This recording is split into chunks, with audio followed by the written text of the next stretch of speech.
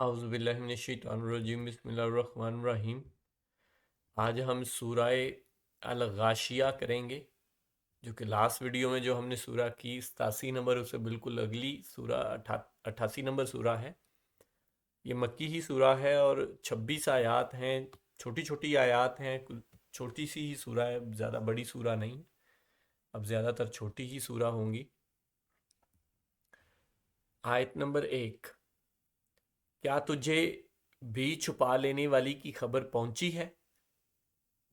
آپ دیکھیں پہلی آیت ہی جو ہے وہ قیامت والے ٹاپک سے ہی سٹارٹ ہو رہی ہے، اور پوری کی پوری سورہ اسی ٹاپک پہ ہے، جو کہ یہ مین ٹاپک بھی جو آج کل ہم کر رہے ہیں کہ قرآن پاک کا مین ٹاپک، اور قرآن پاک کا مین ٹاپک یہی ہے کہ آخرت ایک دن اللہ کے سامنے پیش ہونا ہے۔ آیت نمبر 2، اس دن بہت سے چہرے ذلیل ہوں گے۔ اب یہ آگے سارا پوری کی پوری 26 کی 26 آیات اسی واقعہ کا بیان ہے۔ آیت نمبر 3، محنت کرنے والے تھکے ہوئے ہوں گے۔ اب یہ محنت کرنے والے، یہاں نارملی محنت تو اللہ کے راہ میں محنت کی بات ہوتی ہے قرآن پاک میں، لیکن یہاں پہ کنٹیکس بتا رہا ہے کہ یہاں پہ محنت کرنے والے جو ہیں نا، جو جنہوں نے دنیا کے لیے محنت کی ہے اور بڑی تگ و دو کی ہے دنیا کمانے کے لیے، یہاں انہی کی بات ہو رہی ہے، کیونکہ پچھلی آیت بھی جو ہے وہ عذاب کے بارے میں بات کر رہی ہے، اور اگلی چوتھی آیت بھی وہی ہے۔ آپ چوتھی آیت پڑھتے ہیں، وہ دہتی ہوئی آگ میں جائیں گے، تو یہاں پہ پھر وہی بات آ گئی کہ دہتی ہوئی آگ، تو عذاب کی بات ہو رہی ہے۔ تو جو محنت کرنے والے ہیں، یہ ان کے بارے میں یہی کہا جا سکتا ہے کہ یہ بات ہو رہی ہے جنہوں نے دنیا کمانے کے لیے محنت کی، اور تفاسیر میں بھی یہی بات ہے اس آیت کی۔ آیت نمبر 5، اور نہایت گرم چشمے کا پانی ان کو پلایا جائے گا، بات کنٹینیو ہو رہی ہے۔ آیت نمبر 6، ان کے لیے سوائے کانٹے دار درختوں کی اور کچھ کھانے کو نہیں ہوگا۔ آیت نمبر 7، جو نہ موٹا کرے گا نہ بھوک مٹائے گا، تو اس سے کوئی فرق نہیں پڑے گا، بس اتنا ہی ہے کہ وہ زندہ رہیں گے، تو بڑی سخت کھانا ہوگا۔ اب اس کی نوعیت کیا ہوگی، یہ صرف جو جنت اور دوزخ کے بارے میں اور جو مرنے کے بعد کی باتیں ہیں نا، ان کے بارے میں بار بار دہراتا ہوں، صرف اشارے ہی ہمیں ملتے ہیں، یہاں ہمیں تماثیل میں ہی بات کی جاتی ہے، مثالوں کے طور پہ ہی، تو ان کو آیت متشابہات بھی کہا جا سکتا ہے۔ موسٹلی ان میں آیت متشابہات ہی ہیں، لیکن ظاہری بات ہے آیات مرنے کے بعد کے جو واقعات ہیں یا ذکر ہیں، ان میں آیات محکمات بھی ہیں، مطلب یہ بات محکم ہے کہ ہمیں اللہ کے سامنے پیش ہونا ہے، یہ محکم ہے۔ یہ محکم ہے کہ ایک دن قیامت ہونی ہے، یہ محکم ہے کہ ہمیں جو نیک لوگ نیک کام کریں گے ان کو جنت میں جائیں گے، اور جو برے ہوں گے وہ دوزخ میں جائیں گے، یہ محکمات ہی ہیں۔ مرنے کے بعد کی باتیں بھی جو ہیں، یہ تو کیونکہ یہی بات بار بار یہی باتیں دہرائی جاتی ہیں، تو یہ تو محکمات میں سے ہیں۔ لیکن وہاں معاملات کیسے ہوں گے، کیسی جنتوں میں کیا کتنی نعمتیں ہوں گی، نعمتیں تو ضرور ہوں گی، یہ محکم بات ہے کہ نعمتیں ہوں گی، اور یہ محکم بات ہے کہ جو دوزخ والے ہیں ان کو بڑا سخت عذاب ہوگا۔ اب اس میں کچھ چیزیں ایسی ہیں جو صرف ایز اے تمثیل بیان کی جا رہی ہوتی ہیں، ان کو آیت متشابہ، ان میں سے کچھ آیت متشابہات بھی ہوتی ہیں، مینز ان کے پیچھے ہمیں بس پڑھ نہیں جانا چاہیے کہ اچھا ایسا نہیں تو ایسا کیسے ہوگا، تو ایسا کیسے ہوگا، وہ تب کا معاملہ کچھ اور ہوگا، تب کے معاملات اور ہوں گے، وہ تب ہی ہم دیکھیں گے انشاءاللہ، اور اللہ ہمیں جنتوں میں ہی جگہ دے اور جنتوں میں ہی معاملات دکھائے، دوسرے معاملات دکھائے ہی نہ۔ آیت نمبر 8، بہت سے چہرے اس دن تر و تازہ ہوں گے، تو اچھا یہ اب جو پیچھے تھی دوزخیوں کے بارے میں، اور اب آگے جو ہیں جنہوں نے نیک لوگ ہیں جو جنتیوں کے بارے میں بات ہو رہی ہے، اور جو میں پیچھے بات کر رہا تھا تو اسی سے ریلیٹڈ یہ ہے کہ جو قبر کا بیچ میں پیریڈ آئے گا نا، مرنے کے بعد اور قیامت سے پہلے پہلے ہر انسان کا جو ایک قبر، ہاں جن کے اوپر قیامت آئے گی ان کا تو شاید قبر والا معاملہ نہ ہو، تب تو قیامت آ ہی جائے گی ان کے لیے تو فوراً ہی. لیکن جو بیچ میں قبر والے ہیں نا، تو وہ ہم جو قبر کا عذاب وغیرہ بھی سنتے ہیں تو اس طرح، تو وہ معاملہ بھی ایسا ہی ہوگا کہ جن کو، جو انتہائی درجے میں برے لوگ ہیں اس دنیا میں، جن کا واضح واضح ہے کہ یہ وہ انہوں نے اس طرح کے کام کیے یا وہ، تو ان کو اس دوزخ کی جھلک اس قبر میں بھی ان کو دکھائی جائے گی، ان کو مطلب مینٹلی ٹارچر کیا جائے گا. اور جو ظاہری بات ہے جو جنتی ہیں تو ان کو اس طرح کی بھی کوئی اچھی چیزیں اور اچھی خبریں وہاں ملیں گی، تو ان کا وہ ٹائم سکون سے گزرے گا، کیونکہ روح تو تب بھی ہوگی اور روح عالم ارواح میں ہوگی، تو اس کو فرق تو پڑے گا. چاہے ہمارے جسم کو تو نہیں فرق، ہمارا جسم تو مٹی میں مل جائے گا، لیکن جو روح ہے اس کو اس کا اثر ہوگا. تو ان ارواح کو بھی کچھ نہ کچھ ان کے ساتھ معاملات کیے جائیں گے جو بیچ کا ٹائم ہے. آیت نمبر 8 ہم نے پڑھ لی. اب یہ جنتیوں کے کہ بہت سے چہرے اس دن تر و تازہ ہوں گے. تو یہ تر و تازہ وہ کون ہوں گے؟ جن کے اعمال اچھے ہوں گے. آیت نمبر 9 اپنی کوشش پر خوش ہوں گے.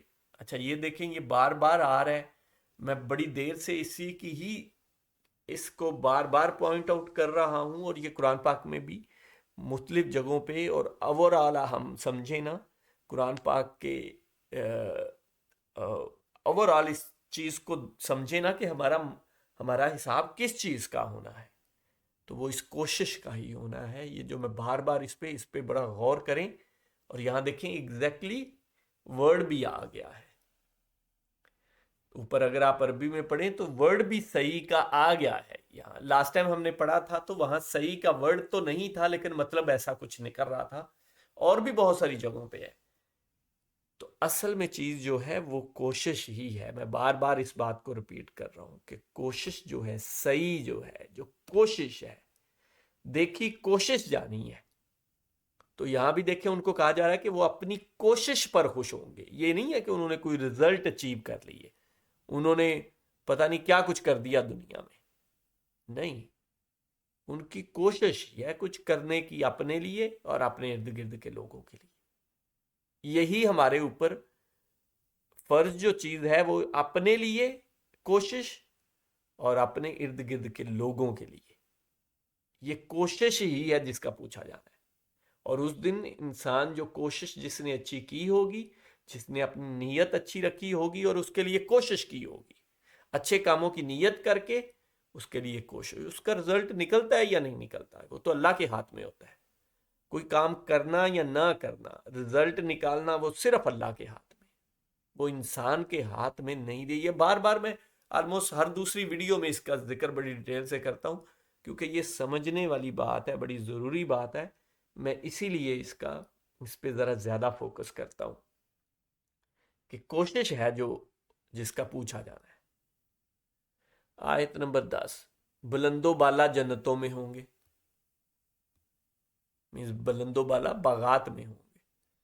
آیت نمبر 11 جہاں کوئی بےہودہ بات نہیں سنیں گے. اب یہ وہاں ایسا معاملہ ہے کہ وہاں کوئی بےہودہ بات، کوئی فضول چیزیں، کوئی اس طرح کی چیز سنیں گے ہی نہیں. مینز کوئی دماغ کو بھی مینٹلی ٹارچر کرنے کی بھی کوئی چیز نہیں ہوگی. ایک تو وہ ویسے ہی آسائشوں میں اور اچھی جگہوں پہ اور کھانے پینے اور تکیے لگے ہوئے اور سارا کچھ ہے، وہ اس طرح کی جگہ پہ ہوں گے. اوپر سے یہ تو فزیکلی ان کو ہو گیا، اور ان کے لیے وہ بڑی آنکھوں والی عورتیں ہوں گی یا حوریں ہوں گی یا اور کوئی جو بھی ان کے لیے معاملات ہوں گے، شرابیں ہوں گی، وہ کیسی ہوں گی، وہ سر کو بہکانے والی، وہ گھمانے والی نہیں ہوں گی. یا ہم نے یہ سارا کچھ پڑھ چکے ہیں پیچھے بڑی ڈیٹیل سے. اس کے علاوہ مینٹلی ٹارچر کے لیے بھی کوئی چیز ان کو نہیں قریب آئے گی، کہ ان کو کوئی بےہودہ بات بھی نہیں ہو. آیت نمبر 12 جہاں بہتا ہوا چشمہ ہوگا اس میں اونچے اونچے تخت ہوں گے. اب یہ وہی بات ہے نا، جنت کے واقعات ہیں، یہ ان کی اصل نوعیت کیا ہوگی وہ اس سے بھی جتنا بتایا جا رہا ہے اس سے پتہ نہیں کیا کتنا کچھ اچھا ہو، لیکن ہمیں سمجھانے کے لیے تماثیل دی جا رہی ہیں، مثالیں جو ہمارے سامنے ہیں، چیزیں تماثیل اسی چیز کی دی جاتی ہے نا، تو مثال اسی چیز کی دی جاتی ہے جس کا ہمیں پتہ ہو، جو ہمارے سامنے ہو. وہ سامنے والی چیز سے جو سامنے نہیں ہے اس کے بارے میں بتایا جاتا ہے کہ وہ کچھ اس طرح کی ہوگی۔ آیت نمبر 14، اور آب خورے رکھے ہوں گے پینے کے لیے، پیالے یا آب خورے۔ آیت نمبر 15، اور ایک قطار میں لگے ہوئے تکیے ہوں گے۔ آیت نمبر 16، اور مخملی مسندیں پھیلی پڑی ہوں گی۔ تو یہ دیکھیں ایک نقشہ کھینچا جا رہا ہے جنت کے بارے میں۔ یہ وہ لوگ ہیں جنہوں نے نیک اعمال کیے اور اللہ کا حکم مانا۔ آیت نمبر 17، کیا وہ اونٹوں کو نہیں دیکھتے کہ وہ کس طرح پیدا کیے گئے ہیں؟ اب یہاں اللہ پاک اونٹوں کی مثال دے رہے ہیں۔ میرے خیال سے ایک دو جگہ پہ ہم پہلے پڑھ چکے ہیں یا نہیں، بہرحال ایک دو جگہ پہ اور بھی ہے اونٹ کی مثال جو ہے۔ تو یہ اونٹ کی مثال اللہ پاک اسپیسیفکلی کیوں دیتے ہیں؟ دیکھیں کسی اور جانور کی تو نہیں دے رہے، میرے نہیں نالج میں کسی اور جانور کے بارے میں اس طرح کہا ہو، کیونکہ اونٹ ایک ایکسیپشن ہے جانوروں میں، ایک چلتا پھرتا ساٹا معجزہ ہے، یا مطلب ایکسیپشن آپ کہہ سکتے ہیں۔ وہ کیسے؟ اور بھی بہت سے جانور ہیں جن میں مختلف خصوصیات بڑی ڈیفرنٹ ہوتی ہیں دوسرے جانوروں سے، ظاہری بات ہے، اسی لیے وہ مختلف ہوتے ہیں۔ کئی تو بالکل عام کامن سے یا ایوریج سے جانور ہوتے ہیں نا، زیادہ تر جانور جو ہیں نارمل ایوریج سے ہوتے ہیں۔ جیسے اگر پرندوں میں دیکھا جائے تو نارملی ایوریج سے ہی پرندے ہوتے ہیں سارے ہی، مطلب وہ کوئی شکار کرتا ہے، زیادہ تر کا شکار ہوتا ہے۔ لیکن پرندوں میں اگر ایگل کو دیکھا جائے، عقاب کو یا باز کو، تو وہ ایک ایکسیپشنل تھوڑا سا، مطلب دوسرے پرندوں سے اس کی پاور بہت زیادہ ہے دیکھنے کی، آواز سننے کی، اور اس کی سپیڈ اینڈ آل دیٹ۔ تو ایسے ہی اگر چوپایوں میں دیکھا جائے تو شیر ایک ایسی چیز ہے، فار ایگزامپل اس کی خصوصیت کیا ہے؟ حالانکہ اس سے بڑے بھی جانور ہوں گے اور اس سے طاقتور بھی ہوتے ہیں، لیکن اس کی خصوصیت کیا ہے شیر کی؟ اسی کی طرح کا ایک دوسرا جانور بھی ہے ٹائیگر، جو چیتا ہے۔ تو اگر آپ یہ دیکھیں کہ ٹائیگر اور شیر جو ہے، لائن اور ٹائیگر میں کیا فرق ہے، تو دیکھیں ٹائیگر جو ہے نا وہ ایزیلی شکار بن سکتا ہے، اس کے اگر گلے پہ وار کر لینا، فار ایگزامپل شیری کر لے، شیری اسے پکڑے اور اس کو گلے کی اس کی شارگ جو ہے نا وہ اس پہ وہ بائٹ کر لینا، اپنے دانت کھبو دے تو وہ مر جائے گا۔ لیکن شیر کو ایسا نہیں کر سکتے۔ شیر کے ادھر آپ کو پتا ہے کھال ہوتی ہے، وہ بال ہوتے ہیں بڑی زیادہ ہوتے ہیں کہ کوئی جانور وہ اس کو قابو ہی نہیں کر سکتا۔ اس کے علاوہ پھر کہاں قابو کرے گا؟ ٹانگوں وغیرہ پہ یا پیچھے کمر پہ، تو وہاں سے زخمی کر سکتا ہے، مار نہیں سکتا کوئی بھی، ٹھیک ہے نا؟ وہاں سے کوئی اپنے دانتوں سے زخمی کر لے گا نا، یا پنجے سے، مار تو نہیں، وہاں پیچھے ٹانگوں پہ زخم ڈال دے گا، کمر پہ زخم ڈال دے گا، مار تو نہیں مر تو انسان کوئی بھی جاندار چیز ہے تو وہ گلے سے ہی، اپنی شارک سے ہی مر سکتا ہے نا۔ تو وہ اس کے ایسی اس کے بال ہوتے ہیں کہ وہ کوئی جانور اس کو پکڑ ہی نہیں سکتا۔ مطلب یہ اس کی ایک پاور یا اس کی ایک سیونگ کے لیے خصوصیت ہے، پاور تو ہے ہی ہے اس میں، دوسروں میں بھی ہے۔ تو ایسے ہی آپ اور بھی بہت سارے جانوروں کو کر سکتے ہیں، لیکن اونٹ ایک ایسی ایکسیپشن ہے جو جس طرح کا کوئی جانور نہیں ہے، نہ ہو سکتا ہے۔ وہ کیا ہے؟ دیکھیں کہ اونٹ پانی کا اتنا ذخیرہ کر سکتا ہے کہ وہ کئی دنوں تک بغیر پانی پیے رہ سکتا ہے، مینز کئی مہینوں تو نہیں کہنا چاہیے، لیکن ایک دو مہینے تک بھی کہا جاتا ہے۔ میں ایگزیکٹلی میں نے ریسرچ نہیں کی ہوئی، یا میں نے ریسرچ اس پہ پڑھی بھی نہیں ہوئی، لیکن آپ یہ کہہ سکتے ہیں کہ 15-20 دن تک بھی وہ وداؤٹ پانی پیے رہ سکتا ہے۔ اب میں اگر اس میں غلط ہوں تو مجھے نہیں آئیڈیا، آپ چلیں آن سیف سائڈ آپ 10-15 دن کہہ لیں، تو 10-15 دن کے لیے کوئی جانور بھی یا جاندار جو ہے پانی کے بغیر نہیں رہ سکتا، اور وہ رہتا ہے۔ میں یہ منیمم کا ہے، میرا خیال ہے وہ اس سے بھی کافی زیادہ دن رہ سکتا ہے۔ تو اتنے دن وہ پانی پیے بغیر وہ اتنا پانی سٹور کر لیتا ہے اپنے اندر۔ یہ ایک ایکسیپشن ہے، لیکن یہ کوئی بہت بڑی ایکسیپشن نہیں ہے۔ مین جو اس کی خصوصیت ہے نا وہ اس سے بڑی ہے، وہ دوسری ہے. وہ یہ ہے کہ اللہ پاک نے جو اونٹ کی آنکھیں بنائی ہیں نا وہ اس طرح کی ہیں کہ جب آندھی اور طوفان آتا ہے آپ کو پتا ہے، اور یہ دونوں جو خصوصیات ہیں نا یہ آپ دیکھیں یہ صحرا کے لیے ہیں، یہ دونوں ہی صحرا میں ہی پانی نہیں ہوتا، تو صحرا کی خصوصیت صحرا کے لیے ایک تو یہ ہوگی، دوسرا صحرا میں بڑی ریت کے طوفان آتے ہیں ریت کے، تو اس سے بچنے کے لیے آپ کو شاید آئیڈیا ہوگا اونٹ کی جو پلکیں ہیں نا وہ دو قسم کی ہوتی ہیں، ایک تو پلکیں ہوتی ہیں اور ایک اس کے شیڈ ہوتے ہیں. شیڈ ایسے ہوتے ہیں کہ وہ ٹرانسپیرنٹ شیڈ ہوتے ہیں. جب طوفان آتا ہے نا، ریت کا طوفان آتا ہے تو اونٹ پھر بھی رکتا نہیں ہے، چلتا جاتا ہے اور دیکھتا ہے. وہ اپنے جو وہ ٹرانسپیرنٹ والی پردہ ہے نا وہ اپنی آنکھوں کے اوپر ڈال لیتا ہے، تو اس کی آنکھوں میں وہ نہیں جاتا، ریت نہیں جاتی ہے، لیکن وہ کلین، مطلب وہ ایسے تو کھولے گا آگے سے پلکیں تو وہ جاتی ہے لیکن وہ کلین ہو جاتی ہے. وہ ایسا اللہ پاک نے نظام بنایا کہ وہ ریت کے طوفان میں بھی چل سکتا ہے دیکھ کے.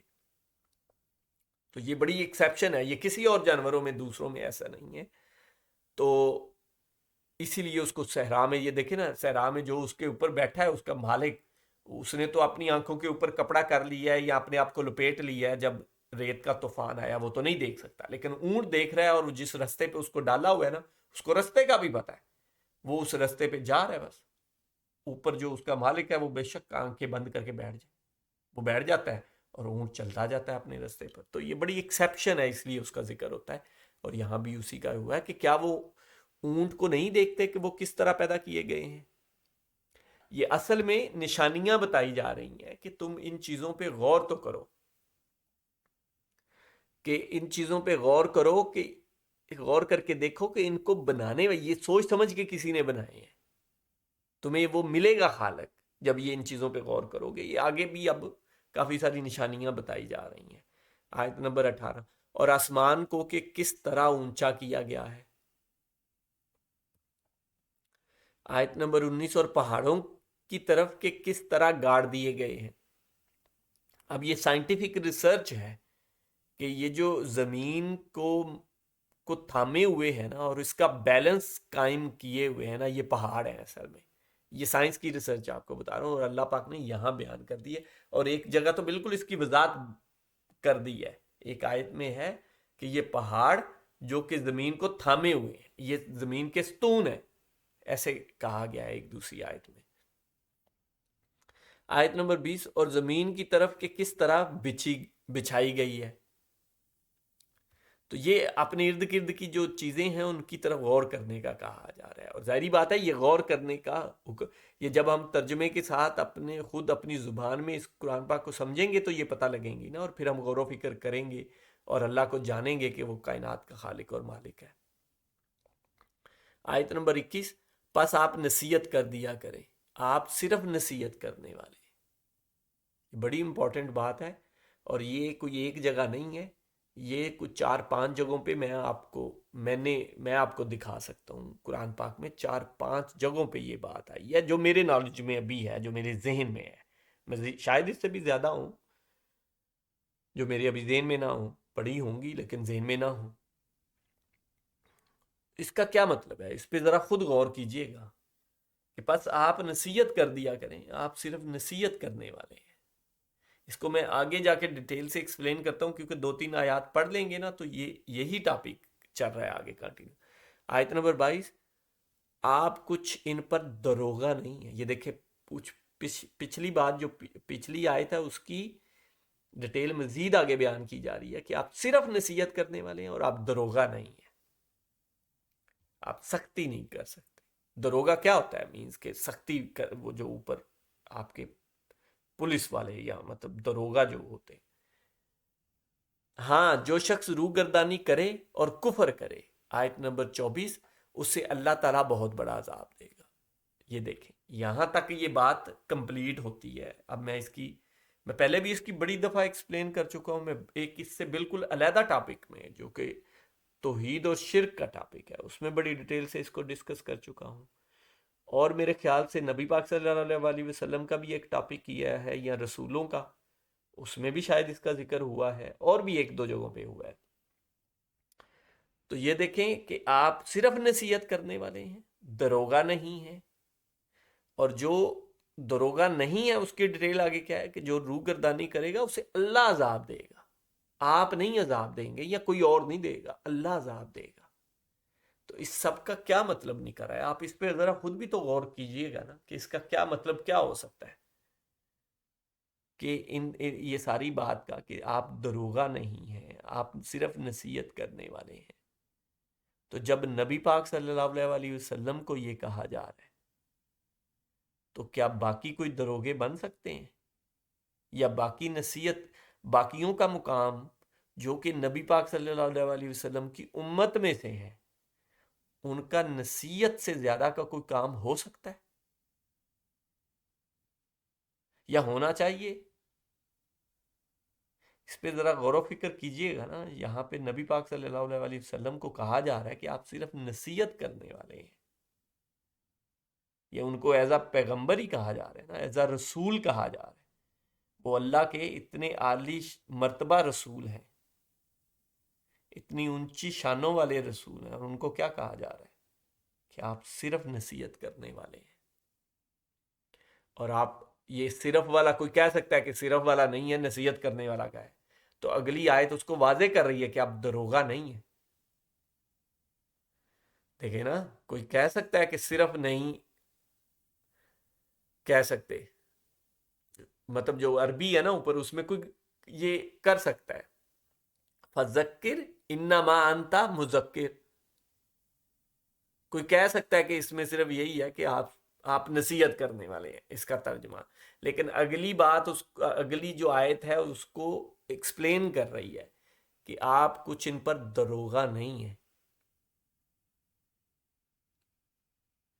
تو اس کا مطلب کیا ہو سکتا ہے؟ دوسروں کسی کو حق ہو سکتا ہے کہ کوئی دروغے بنے اور نصیحت کرنے سے اوپر کا کوئی نسب لیں؟ اچھا، وہ کرتے کیا ہیں؟ دیکھیں، میں آپ کو سمپل کر کے تھوڑا سا سمجھانے کی کوشش، آلریڈی ویڈیو بڑی لمبی ہو گئی ہے، کہ وہ کرتے کیا ہیں۔ وہ نبی پاک صلی اللہ علیہ وسلم کا، اور یہ ایک جگہ نہیں ہے، آپ یہ نہیں کہہ سکتے کہ یہ ایک کسی کنٹیکس میں آیا ہے۔ میں آپ کو کہہ رہا ہوں کہ 4-5 کا تو میں آپ کو دکھا سکتا ہوں، اور آپ خود بھی دیکھ لیں، آپ خود بھی اس کو سرچ کر سکتے ہیں۔ تو جو ہے وہ ہوتا کیا ہے کہ ایز اے رسول تو نبی پاک صلی اللہ علیہ وسلم کا یہی فریضہ ہے۔ عذاب کس نے دینا ہے؟ اللہ پاک نے، اور اللہ پاک نے یہ کہا، اس کو ڈیٹیل ہم پڑھ چکے ہیں، یہ سورہ ہم بڑی ڈیٹیل سے پڑھ چکے ہوئے ہیں اسی ٹاپک کے اندر، اسی جو ہے جو ٹاپک چل رہا ہے اسی کے اندر ہم پڑھ چکے ہوئے ہیں، اسی پلے لسٹ میں ہے، ویڈیو کہیں کافی پیچھے ہوگی کہ نبی، اور میں بار بار یہ ایک دفعہ نہیں، کئی دفعہ یہ ٹاپک آ چکا ہوا ہے جس کو میں نے ایکسپلین کیا ہے، اور وہ آیت آ چکی ہے کہ اللہ پاک نے کہا کہ میں ان کو تمہارے ہاتھوں سے عذاب دوں گا۔ اللہ تعالیٰ، یہ دیکھیں، یہ آیت پڑھ لیں 24 نمبر، اسے اللہ تعالیٰ بہت بڑا عذاب دے گا، اللہ تعالیٰ عذاب دے گا۔ پھر کہا کہ میں ان سے، اللہ خود بھی ان سے بدلا، یہ بلکہ آپ کو شاید یاد ہو، ہم نے پیچھے پڑھی تھی، میں اس آیت کا ایگزیکٹ آپ کو ترجمہ یا مفہوم بتا رہا ہوں کہ اللہ ان سے خود بھی بدلا لے سکتا ہے، لیکن اللہ چاہتا ہے کہ تم دونوں کو آزمایا جائے۔ یہ آیت تھی ایگزیکٹلی کہ اللہ تعالیٰ خود بھی ان پہ ڈائریکٹ بھی عذاب کر سکتا ہے، لیکن تمہارے ہاتھوں سے ان کو مروائے گا، تاکہ تمہیں بھی آزمایا جائے اور ان کو بھی آزمایا جائے۔ تمہیں یہ آزمایا جائے کہ تم میں سے کون کون جہاد پہ اللہ کی راہ میں قتل ہونے کے لیے اور قتل کرنے کے لیے نکلتا ہے، تو تمہیں یہ آزمایا جائے، اور ان کو تو ویسے ہی آزمایا جائے کہ ان پہ عذاب آ رہا ہے تو ان کو قتل کیا جائے۔ اور اگر اس قتل میں کوئی اللہ کو ماننے پہ مان جاتا ہے کہ ہم ایمان لاتے ہیں، تو اس کا بھی وہ اس کو چھوڑ دیا، کیونکہ آپ دیکھیں، اور وہ مین واقعہ کیا ہے، وہ فتح مکہ ہی ہے۔ تب کی ہی بات ہو رہی ہے. اور اس سے پہلے بھی کہا گیا کہ ان کو اعلان کرو کہ ان کو اتنے عرصے بعد ان کے ساتھ جنگ کر دی، جنگ کا اعلان کر دو، ان کو اتنے عرصے کی اتنے مہینوں کی مہلت دے دو. پھر اس مہلت میں بھی ان کو کہا گیا کہ یہ 3 شرطیں ان کے سامنے رکھ دی گئی کہ یا تو ایمان لے آؤ، یا یہ جو علاقہ ہے یہ چھوڑ دو عرب کا، یا پھر مرنے کے لیے تیار ہو جاؤ، لڑائی کے لیے تیار ہو جاؤ. یہ 3 شرطیں رکھی گئی ہیں. یہ آپ قرآن پاک کو پڑھیں، یہ میں قرآن پاک سے یہ باتیں بتا رہا ہوں. یہ شرطیں رکھ کے پھر فتح مکہ، جب مکہ فتح کرنے گئے تھے تو پھر اس کے بعد یہ ہوا تھا. تو اچھا، اب جب یہ واقعہ ہو گیا اور جب فتح مکہ پہ جانے کے لیے اللہ پاک حکم دے رہے ہیں اور ان کو مارنے، اور یہ سورہ توبہ میں ہے سارے، آپ بڑی ڈیٹیل سے آپ پوری سورہ توبہ جو ہے وہ ترجمے کے ساتھ پڑھ لیں، آپ کو یہ ساری باتیں سمجھ آ جائیں گی. تو اس میں پھر اللہ پاک نے کہا کہ اب ان کو جہاں پاؤ قتل کر دو. اب یہ پورا واقعہ لوگ نہیں یاد رکھتے، بیچ میں سے اتنی ایک آیت نکالتے ہیں اور کہتے ہیں کہ یہ دیکھو اللہ پاک نے تو کافروں کو قتل کرنے کا حکم دیا ہوا ہے، تو کافر کوئی بھی ہوگا تو ہم اس کو قتل کریں گے. اب وہ مسلمانوں سے بھی کافر نکال لیتے ہیں کہ جو ہماری بات کو نہیں مانے گا، جو جس طرح ہم مانتے ہیں دین کو، اگر کوئی اس طرح دین کو نہیں مانے گا تو وہ بھی کافر ہے، اس کا بھی قتل جائز ہے. اللہ معاف کرے، کوئی کسی کو، کوئی شیعہ کو وہ کافر بنا دیتا ہے اور کوئی کسی اور دوسرے کو بنا دیتا ہے، شیعہ کسی اور کو بنا دیتے ہیں اور وہ آپس میں کر کے ایک دوسرے کو کافر بنا کے ان آیات کا سہارا لیتے ہیں. یا آپ کے جو طالبان ہیں وہ کن آیات کا سہارا لیتے ہیں؟ وہ بھی انہی بیچ میں قرآن پاک کے میرے خیال سے 4-5 ٹوٹل آیات ہیں اس طرح کی جن میں قتل کرنے کا، اور وہ زیادہ بھی ہیں لیکن وہ دوسرے کنٹیکس میں ہے کہ اللہ کے دشمنوں کو کے ساتھ لڑو، یا اللہ کے دشمنوں کو ایسے کرو، یا وہ اور بھی ہیں، آپ زیادہ بھی کہہ سکتے ہیں، لیکن یہ یہی آیات ہیں. 15-20 کہہ لیں، 15-20 آیات ہی ہیں جو کہ ایک کنٹیکسٹ میں ہے. اس کنٹیکس میں، اور وہ کنٹیکس بھی بڑا واضح کر دیا اللہ پاک نے کہ جب، اور اس کا رول بتا دیا. یہ رول بھی ہم پڑھ چکے ہوئے ہیں بڑی ڈیٹیل سے. وہ رول یہ ہے کہ جب اللہ کا رسول اس کسی بھی قوم کی طرف آتا ہے تو اس قوم کا فیصلہ اسی دنیا پہ کر دیا جاتا ہے. وہ فیصلے میں پھر جو نہیں ماننے والے ہوتے ہیں ان پہ اللہ کا عذاب آتا ہے یا ان کو قتل کر دیا جاتا ہے. پچھلی قوموں میں ہم نے بڑے واقعے، آپ کو بھی پتا ہوگا، سنے ہوں گے، جیسے فرعون کی قوم پوری کی پوری ڈوب گئی، اس کو غرق کر دیا گیا. ایسے ہی حضرت نوح علیہ السلام کی وہ بھی ڈوبی. ایسے ہی حضرت صالح علیہ السلام کی قوم کو ان پہ عذاب آیا. ایسے ہی حضرت لوط علیہ السلام کی قوم کو میرا خیال ہے ان کی بستی الٹ دی گئی، یا شاید وہ بہت زوردار آواز نے ان کو مار دیا. تو یہ ان پہ عذاب آئے اس طرح. لیکن یہاں نبی پاک صلی اللہ علیہ وسلم، یہ بھی اللہ کے رسول تھے، نبی پاک صلی اللہ علیہ وسلم، اور آخری رسول ہیں. تو ان کی قوم کو بھی جو نہیں مان لایا تو ان کا اللہ نے اسی دنیا میں ہی وہ جنت، وہ جو آخرت کی جھلک دکھانی تھی، یہاں ہی فیصلہ ہونا تھا ان کا. وہ فیصلہ کا ہی اللہ پاک نے کہا کہ اب تمہارے ہاتھوں ان کو اللہ عذاب دے گا، بجائے اس کے کہ خود اللہ پاک عذاب دے، تمہارے ہاتھوں دے گا تاکہ تم دونوں کا کی آزمائش کی جا سکے. تو بہرحال یہ ایک بڑی لمبی بات ہے، بڑی ڈیٹیل، اور شاید مشکل بھی ہو سمجھنے میں، لیکن جب قرآن پاک کوئی بھی انسان قرآن پاک کو ترجمے کے ساتھ پڑھتا ہے، 2-4 دفعہ پڑھتا ہے، تو یہ باتیں واضح ہو جاتی ہیں. تو لوگ ان کو سہارا بنا کے، حالانکہ یہاں پہ صاف صاف حکم دیا جا رہا ہے کہ آپ صرف نصیحت کرنے والے ہیں، آپ کوئی دروغہ بنا کے نہیں بھیجے گئے. اور وہ مشہور آیت بھی آپ کو یاد ہوگا کہ لا اکراہ فی الدین، کہ دین میں کوئی زبردستی نہیں ہے، وہ بھی تو آیت ہی ہے نا. تو یہ تو صاف صاف حکم یہ دیے جا رہے ہیں. تو لوگ وہ دوسری چند آیات کو نکالتے ہیں اور ان کی بیس پہ وہ کہتے ہیں کہ جی ہم پہلے تو نبی پاک صلی اللہ علیہ وسلم پہ وہ کہتے ہیں کہ دیکھیں نبی پاک صلی اللہ علیہ وسلم نے بھی کیا نا. تو پھر وہ علماء کہتے ہیں کہ ہم تو، علماء جو ہیں وہ اصل میں انبیاء کی ہی میراث ہوتی ہے ان کے پاس، وہ پھر اس طرح کی آپ کو کہانیاں سنائیں گے. اور کہانیاں تو نہیں ان کو کہہ سکتے، وہ ظاہری بات ہے، علم وہ بھی آگے بانٹتے ہیں علماء کرام بھی، اور وہ میراث تو کسی حد تک ہوتی ہے، لیکن وہ آگے علم بانٹنے کی ہی اور نصیحت کرنے کے لیے ہی ہوتی ہے. لیکن وہ پھر کہتے ہیں کہ نہیں، ہم تو پوری میراث کے مالک ہیں، جو نبی پاک صلی اللہ علیہ وسلم نے کیا ہم بھی اسی طرح فتوے دیں گے، اور لوگوں کو کفر اور ان کے ایمان کا فیصلہ کریں گے، اور ان کو قتل و غارت کا، اور پھر مفتیان اکرام جو ہیں ہمارے، وہ ہم فتویٰ دیں گے، فتویٰ دے کے ان کو کافر بھی قرار دے سکتے ہیں، اور ان کو قتل کرنے کا بھی ہمارے پاس اختیار ہے، ہمیں اللہ نے دیا ہے. کیونکہ نبی پاک صلی اللہ علیہ وسلم کو کہا دیا تو ان کو دیا، تو مطلب ہمیں بھی دیا. تو وہ اب ان کی اپنی سائنس ہے، آپ سن سکتے ہیں، آپ بہت سارے اس طرح کے وہ سن سکتے ہیں. تو بہرحال اگر قرآن پاک کو بندہ خود پڑھے سمجھے، اپنی زبان میں سمجھے، تو یہ ساری باتیں واضح ہو جاتی ہیں. اسی لیے یہی مقصد ہے میرا، یہ جو آپ کے سامنے یہ گزارشات کرنے کا، اور خاص کر کے ترجمہ قرآن پاک کا رکھنے کا، کہ آپ خود اس کو سمجھیں.